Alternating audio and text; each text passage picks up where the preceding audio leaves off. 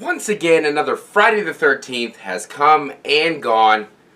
Yes, it is sad. Jason got to take a little nap for a little bit, but that does not mean that the Friday the 13th content still is not going to be getting pumped out.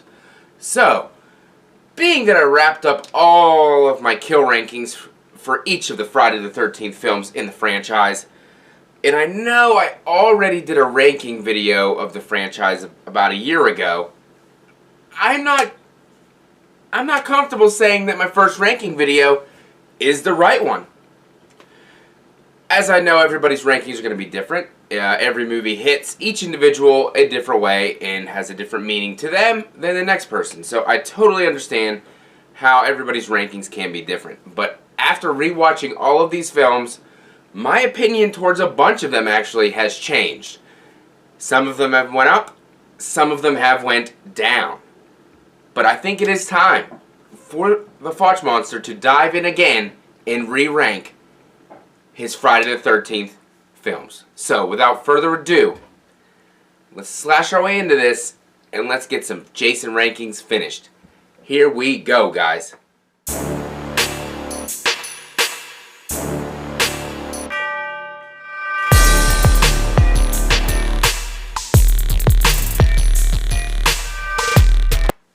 Welcome back to the channel once again. Here is my machete. Whap, whap, whap. Faccis Cinema. Thank you everybody who tunes in to watch these. Used to be mediocre, but now I'm thinking a little bit more fire videos pumped out by your boy here, the Faccis Monster. I'm having a really good time doing all these Friday the 13th videos, and I thought, why not wrap it up with another ranking video. I needed to readjust some of the rankings that I had, so I felt, why not, let's do another one. So, 11 films. I'm not including Freddy vs. Jason in this. I know all of my buddies on YouTube in their biggest Friday the 13th review series ever did their rankings, so I figured, why the hell not? I want to jump in too. I missed out and I missed doing this with you guys, so here we go. Coming in last place for me at number 11, Jason X. I know a lot of people say they can have fun with this film. Me, on the other hand, I'm the opposite side of the spectrum. I did not have a good time with this film. I could not take it seriously at all. I did a watch party with Logan. He wanted to watch it. I had a miserable time. I could not get into this movie. The kills, there's a couple good ones, but the rest are just trash. Jason, not my favorite portrayal of Jason whatsoever. It was just a very rough watch. And for goodness sake, he's in space, like 400 years in the future. Get the shit out of here. Did not enjoy it whatsoever. Last place, Jason X. Coming in at number 10, I know a lot of people have come around to this film. A lot of people have a good time with this film. I don't. I got Friday the 13th Part 5,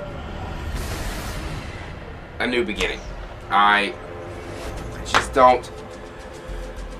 I guess the fact that it isn't Jason ruins it for me, but other than that, I do not like the characters. I know a lot of people say they are great, and they're very unique, and there's so many different types of characters in this film. I do not like this film. I do not like the characters. I don't really like the kills. There's a very nice set of assets, Debbie Sue Voorhees. Those are beautiful. That's the best part of this whole movie, in that whole scene revolving around them two kills back to back. Another Demon and Reggie the Reckless are two other great characters, but they're not in the film enough to lift this up any higher. So that's why I got it at number 10. Number 9. This might shock some people. Friday the 13th Part 7, A New Blood. Or my bad. Chicka. The New Blood. It's so boring. It is boring. The characters are awful. They talk about the remakes characters. No. All these characters so far are way worse. They are terrible. I do not like any of them. The only one that I really care about at all would be Tina, and the fact that it is technically generic Carrie versus Jason. I just couldn't get into that either. Zombie Dad finishing off Jason at the end of the film, just ridiculous. Honestly, if Tina wanted to, she probably could have destroyed and crushed Jason up instantly, and it would have been over. So, a little far-fetched type of idea. John Carl Buechler, he did a great job. I think that's his name. But I just couldn't get into it. This is probably one of the most boring. The MPAA messed it up big time. The kills are watered down. Didn't get into it. Sorry, guys. This might shock you guys. Coming in at number 8, Jason Goes to Hell. I know, up a little higher than it should be. But I took Jason out of it. I ignored the fact that it was Jason doing the killings and just took it as a sci-fi body-hopping horror movie. And I enjoyed it. The kills were fantastic. Bloody, gory goodness. They were great. The characters, they really weren't too bad. I know a lot of people don't like Creighton Duke. I did. Because he's sticking that hot dog through a donut, baby. Like we all wish we could every day. Characters were okay. But the kills make this movie for me. And that's the main thing about this film. The story's a little whacked. But it's a very unique on a Friday the 13th type of film with Jason being in it. And, you know, if you shut your brain off, don't include it. You include it as a one-off, I can have a really good time with it. Number 7, this one made another huge jump. Part 8, Jason Takes Manhattan, or Jason Takes a Very Beautiful Boat. I mean, I'm not a huge fan of the look of Jason, but I can see why people do like it. The yellowing tint on his mask looks fantastic. He does look intimidating. I just wish he would have dried out at some point in this film, even though it was raining, and he did jump back in the water, so, I mean, I guess it does make sense that he stayed wet. The characters are not that great either, but upon rewatch, I did have a better time watching Jason Takes Manhattan than I did with the other ones on this list. Well, Jason Goes to Hell might have been able to flip-flop with this one, but the fact that Jason was actually in this film, I gotta go with it here. Kills were okay. They were a little better than Part 7, I would say. Definitely a different atmosphere. Overhyped the New York aspect of it when we really only got a little bit. But that third act in New York, I think, is enough to raise this up above the other ones on this film. Yeah, on this ranking list. Coming in at number 6, maybe some more heartbreak, but this is usually where I see this one. The original from 1980, Friday the 13th. I was never really a big, huge fan of this. I appreciate what it did for the genre. Halloween was knocking at the door, and Friday the 13th came and busted that shit down. So I do respect it for that 100%.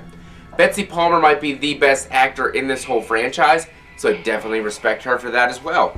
But personally for me, when I watch a Friday the 13th, I want to see Jason.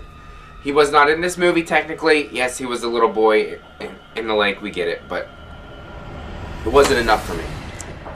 Even though I personally believe that Jason was helping doing the killings, because there's no way Mrs. Voorhees is throwing a grown person through a window and hanging people on doors and shit. But that's just me. I should do another video on that. Guys, let me know if that's something you want to do. But the kills, this one's based on mood and atmosphere. The kills are not going to be bloody gory, even though Tom Savini was there for the special effects.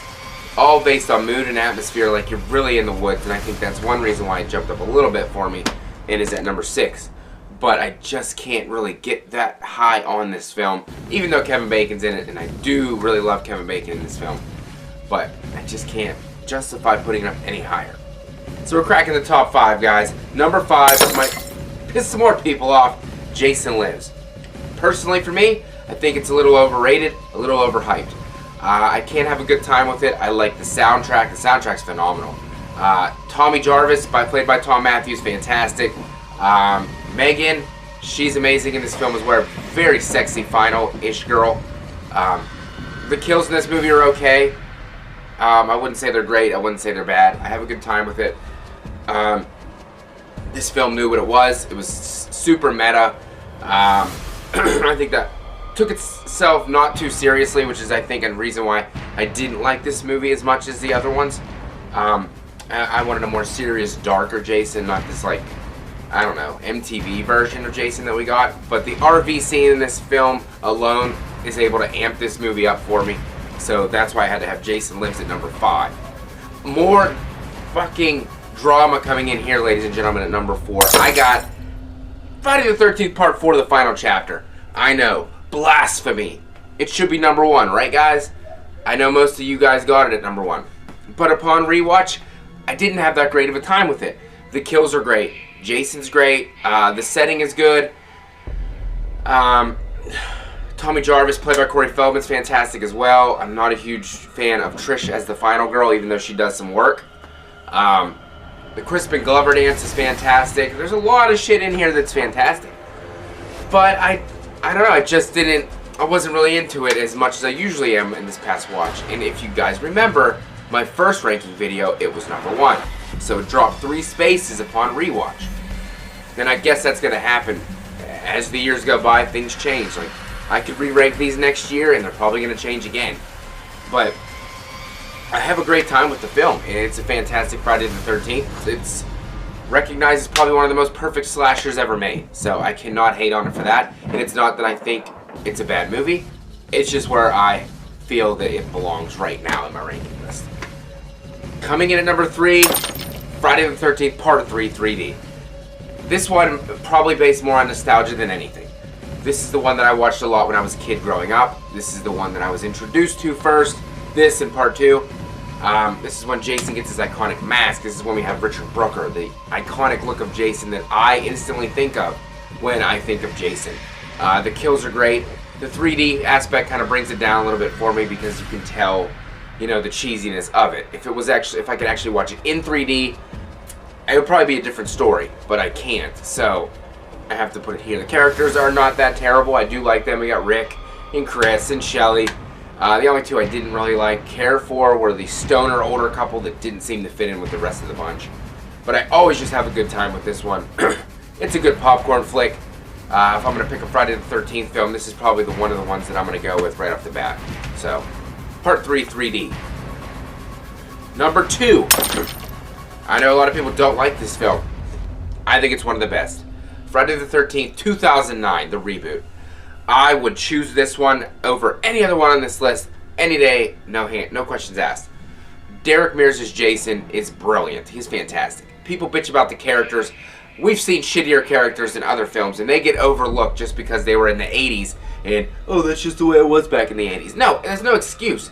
They were shitty characters. You can't overlook that fact. 2009, they really weren't that terrible. Trent was an asshole because he was supposed to be an asshole. It made sense. The opening 24 minutes of this film, best opening in the whole franchise, in my opinion.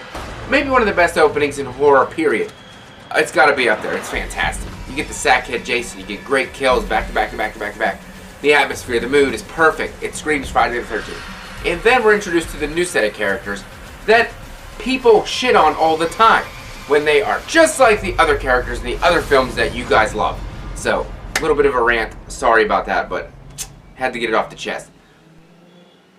I have a good time with it, and I don't know what the big deal is. So, the kills in this are great. And like I said, Derek Mears' Jason is badass. We get a generic version of Ted and Jimbo. I'm fine with that. We got Lawrence and Chewie. They work for me. I don't care if people don't like them, but I do. They got one of the most sexiest girls in this whole franchise in Brie. Whew! Damn, is she fucking sexy. And it better not go on the internet. And she has stupendous nipple placement. Oh, they're so juicy, dude. Oh, the lines are fantastic as well. But I love this film. I go back to it over and over and over again. Number 2, the Reboot, 2009. Coming in at number 1, a movie that has grown on me tremendously. I gotta go with Friday the 13th, Part 2, The Sackhead, baby. It comes out after the original and does it better. Does the whodunit better. If you can call it a whodunit, I guess, in the second one. But Jason is the man. He's creepy as hell. He got the sack on. You don't know what's underneath that sack. It could be anything. You don't know if he's human. You don't know if he's a monster. You have no clue. The kills are great. Best final girl in the franchise, Ginny. Hands motherfucking down. The atmosphere. It's a wonderful camp setting. It does not get much better. Has one of the best kills in the whole franchise. Mark going down the steps after getting hit in the face in the wheelchair. One of the best kills. You're not supposed to laugh, but I laugh any damn way because it is funny. I cannot get enough of Part 2. I keep watching it over and over.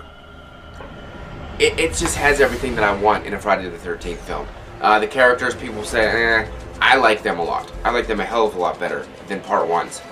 And a hell of a lot better than a lot of other these films. So, Part 2 is just there for me. When I want a comfort Jason movie, I'm going Part 2, and I don't care who knows it. Miss Carter, I know you're going to love that answer because you love Part 2. But those are my new rankings for the Friday the 13th franchise. Let me know what you guys think. Let me know if I'm way out of line on these rankings, or if you think I made some valid points in my rambling on for this past 15 minutes or so. But let me know your number one in the comments below. Definitely hit that like, share the shit out of this video for me, it means a lot, and subscribe to the Faccis Cinema world, because I really appreciate it. So, without further ado, have a scary day.